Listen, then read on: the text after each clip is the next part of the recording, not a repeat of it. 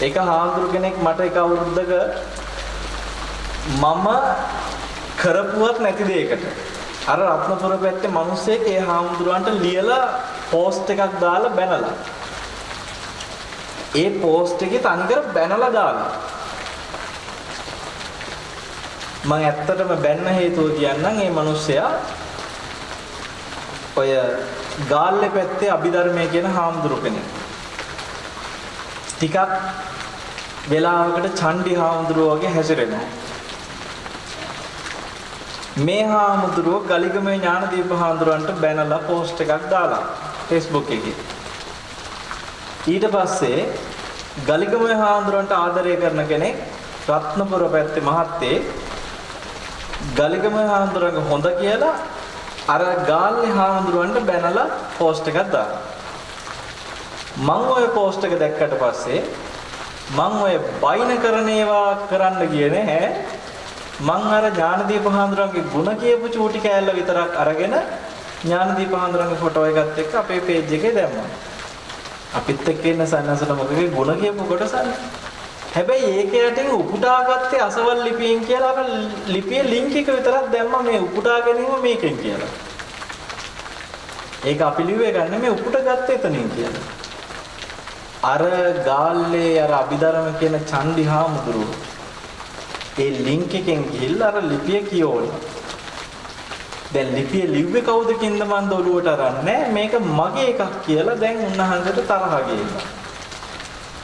මේ හාමුදුරුවෝ පින්වත්නි විනාඩි 40 ගාණක් මට කුණුහරුපෙන් බැන අර ලිපිය කෑල්ල කියෝ මට උත්තර දෙනවා. බැනගෙන විනාඩි 40 ගාණක් පින්වත්නි ප්‍රසිද්ධිය බයිනවා. මේ අවුරුදු ගාණකට කලින් වෙච්ච එකක්. ඔය වීඩියෝ එක ඒ දවස්වල ගොඩාක් අය බල මට අභූත චෝදනා කර සෑහෙන නින්දා පහස කර එදා ඒ කාලේ දැන් සමහර දැන් මට අභූත චෝදනාවක්ද නැද්ද? මන් ලිව්වෙත් නෑ එහෙම ලිපියක්. මට දැන් බයිනවා.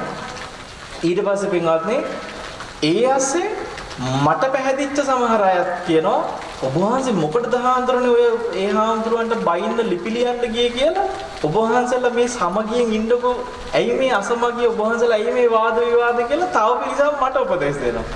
දැන් මම මෙලෝ වරදක් කළා නැතුව මට මිනිසුත් බයිනවා. ඇයි ඔබ වහන්සේනේ මුලින්ම ඔයවා ලියන්න ගියේ කියලා. පින්වත්නි නිහඬවම හැමදේම ඉවසගෙන හිටියා.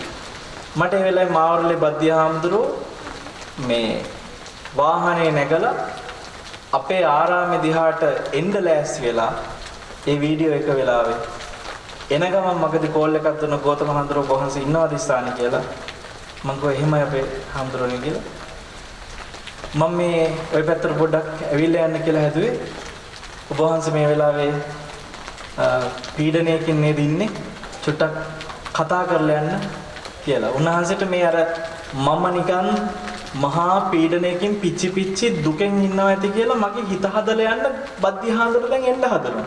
මං කෝ අනේ හාමුදුරුවනේ ඔබ වහන්සේලා ඔය කතා කරලා අහනකොට තමයි මට ඕක මතක් වෙන්නේ කියලා. මගේ මතකෙවත් නැහැ මං ඔළුවටවත් ගත්තේ නැහැ ඕක. මං ඔය ගණන් ගන්න නැහැ කියලා. ඊට පස්සේ බද්දි හාමුදුරුවෝ වාහනේ නවත්තලා මං හිතුවේ ඔබ වහන්සේ සෑහෙන මේ වෙලාවේ මනසින් කඩා වැටිලා පීඩනයකින් ඇත්ත කියලා. මං ඇවිල්ලා යන්න හැදුවේ කියලා උන්වහන්සේ මට කියනවා. එහෙනම් මං වැඩ ගොඩක් තියෙනවා මං එහෙනම් යනවා පහු හැරිලා ඔබ වහන්සේ නිහඬවම ඉන්න ඕවට උත්තර දෙන්නවත් යන්න ඕනේ නැහැ කියලා. ඒ ඇසේ මට තව ප්‍රසිද්ධ හාමුදුරු කෙනෙක් මම උන්වහන්සේගේ නම කියන්නේ උන්වහන්සේ මට කියනවා දාන්න වන්දි නඩුවක්. මට කිව්වා වන්දි නඩුවක් දාන්න කියලා. මං අර එහෙම කියපු හින්දා උන්වහන්සේගේ නම කියන්නේ නැහැ මේ වෙලාවේ. උන්වහන්සේ මොකෝනම් මට හිතවත්කමට නේ දැන් කියන්නේ නැත්තේ. බද්දී හාමුදුරුවෝ විතරයි මට කිව්වේ නිහඬව ඉන්න. ඕවා පස්සේ කාලයා විසින් විසඳගන්න. පින්වත්නි මම වන්දි නඩු දැම්ම නම් තාම නඩු කියනවා. දැන් ඔබට මේක කියනකොට ඔයත් දන්නේවත් නැහනේ. එහෙම එකක් වුණා කියලා. හැබැයි ඒ දවස්වල ඕක ලෝකයක් වගේ ඔළුවට වද දෙනවා අපේ කට්ටියට. මගේ සමහර හිතවත් අය අපේ හාමුදුරනේ ඔබ වහන්සේ මොකටද බොරුවට බැනුම් අහන්නේ කිය මට මාව අර කියන්නේ ෆෝම් කරන්න හදනවා. හැබැයි මම ෆෝම් වුන්නේ නැහැ. ඇයි? මං කල්පනා කරා මෙහෙම.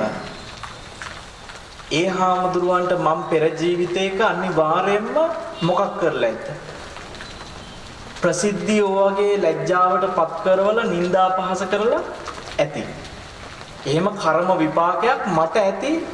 ඒ දුක ගෙවන්න මං නිന്ദා පහස කරලා ඇති. ඒ කර්මය තමයි අද මම ගෙවන්නේ.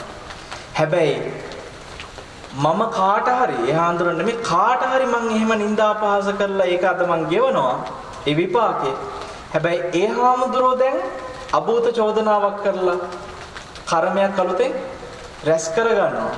දැන් උන්වහන්සේටත් කවදා හරි ආත්ම ගණන් මට මේ නිന്ദා පහස කළා වගේ නිന്ദා පහස වලට මුහුණ දෙන්න ආත්ම ගණන් සිද්ධ වෙනව නේද කියලා උන්වහන්සේගේ විපාකෙ දිහා හිතනකොට පින්වත්නි මට ඒ හාමුදුරුවෝ ගැන අනුකම්පාවක් ආවා. මොකද මට දැන් අභූත කියන මනස දෙන්නේ නැහැ. මේක අභූතයි කියලා මගේ මනස කියන්නේ නැහැ. මගේ මනස කියනවා අභූත වෙන්නේ කොහොමද? කලින් කාට හරි පෙර ජීවිතයක කරපු එක විපාකයක්. එහෙම හිතුවම මේක අභූත නැහැ. හරිද? එතකොට පින්වත්නි දැන් මට අර ප්‍රශ්නේ ලොකු නැහැ. මම මනසෙන්ම ප්‍රශ්නේ අතහැරගත්තා. මේ කරපු එකට විපාකයක් නේ කියලා බලපු ගමන් මට ප්‍රශ්නේ මහා ලොකු දෙයක් වුණේ නැහැ. ඒක ඉතින් කොහොම හරි ගෙවන්න වෙනවනේ කියලා හිතුවා. ඔබ හොඳට තේරුම් ගන්න හැම ප්‍රශ්නයක්ම මනසින්මයි පින්වත්නි ලොකු කරගන්නේ, පොඩි කරගන්නේ, විසඳගන්නේ ඔක්කොම. ඒ නිසා බාහිර ලෝකේ ප්‍රශ්න කොච්චර තිබ්බත් අපිට පුළුවන් මනසින් මේ ප්‍රශ්න දිහා දකින්න.